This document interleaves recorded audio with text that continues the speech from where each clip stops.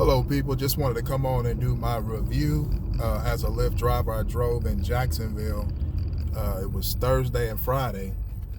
And Jacksonville is a really broad city. It's really large. Jacksonville is one of the largest cities, or in fact it is the largest city in the United States geographically, not population wise, but geographically. So I'm gonna get to my review of Jacksonville, Florida.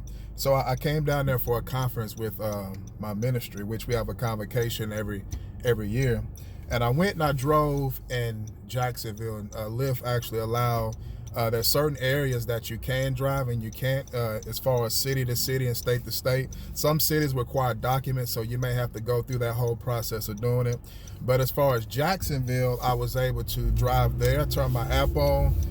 Thursday night, I wasn't able to drive, but I think probably about from 1 o'clock in the morning to about 5. And then I made like $55 just driving within those 4 hours. And see, the thing is with Jacksonville, their base rate is 0. But you get paid by the mileage there versus what I get paid here in Biloxi. It's $3 a base rate. So it's like, I went out there, I drove, but like for the longer trips, the only thing that about Jacksonville that I didn't like is they don't pay a whole lot for that region. Just say like a 12-minute ride in Jacksonville, I probably got like $3.58. A 19-minute ride, it was like the same, something like that.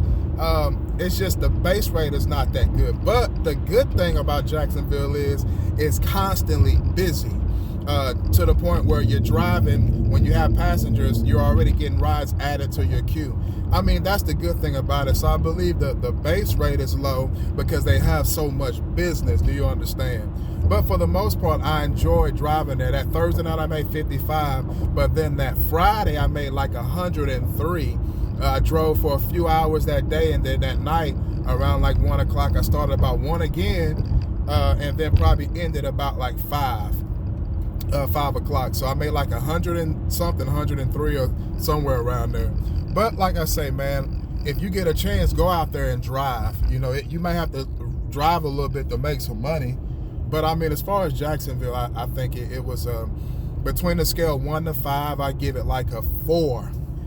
Reason why I give it a 4 because the base pay was low, but I give it a 4 because it was so much business at one time. So I enjoyed that. I wish I could have drove more. So by the time I left, about when I got up and left that Saturday morning, I was at 160 for driving at the average of like just that Thursday, Friday. So if I drove, let's see, 1, 2, 3, 8 hours, about 12 hours of driving, just so to take 12 hours was like 160.